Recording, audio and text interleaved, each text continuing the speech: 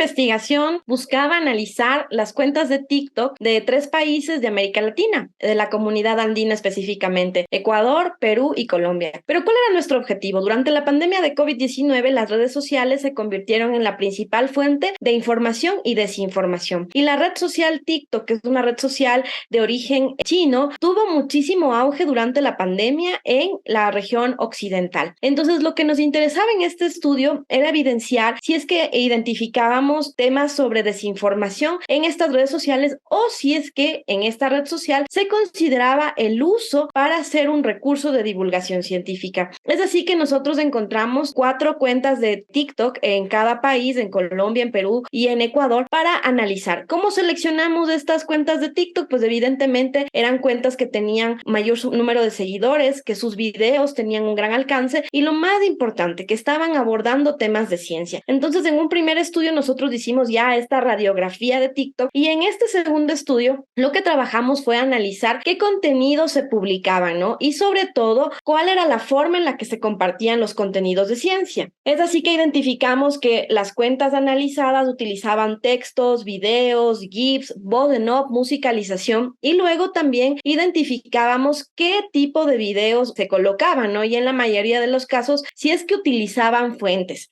científicas, porque estamos analizando cuentas de TikTok que las estaban utilizando como un recurso de divulgación científica. Entonces, evidenciamos que algunas cuentas de TikTok sí utilizaban fuentes especializadas, testimoniales, ¿no? Incluso hasta bibliográficas, pero otras no, de las 12 analizadas, ¿no? Realmente lo que nos interesaba a nosotros en esta investigación era abordar, porque como digo, en la primera parte ya identificamos esta radiografía de cuentas de TikTok en las que se estaba hablando de ciencia durante la pandemia de COVID-19 y luego en esta segunda era hacer como ya un análisis discursivo, qué tipo de recursos utilizaban para divulgar, qué tipo de contenido se subían e incluso también las referencias, como lo mencionaba, y también el tipo de lenguaje. Para nosotros también era importante analizar el lenguaje para saber si era un lenguaje o técnico o era un lenguaje coloquial o si incluso hacía una fusión entre el lenguaje técnico y coloquial para llegar a los diferentes públicos a los que se dirigía, ¿no? Las conclusiones más importantes de esta investigación nos muestran que primero las y los investigadores que empiezan a utilizar TikTok como recurso de divulgación lo hacen por utilizar el performance propio de esta red social, ¿no? Y eso genera un interés en las audiencias a las que se están dirigiendo, por lo cual también llama muchísimo la atención, ¿no? Es decir, los recursos multimedias que se utilizan para poder generar estos videos en TikTok llaman mucho la atención a la audiencia, por lo cual el discurso científico puede ser comprendido de otra forma y genera un impacto positivo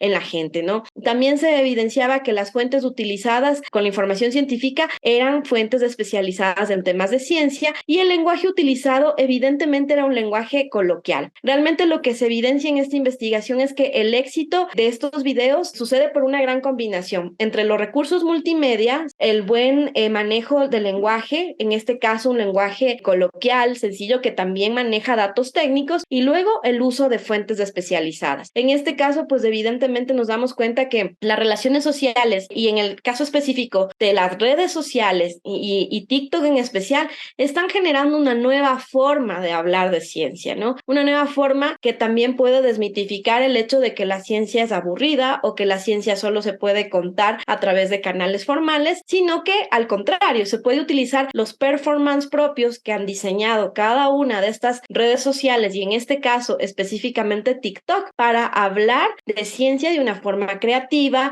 dinámica y lúdica con el objetivo de llegar a diferentes audiencias.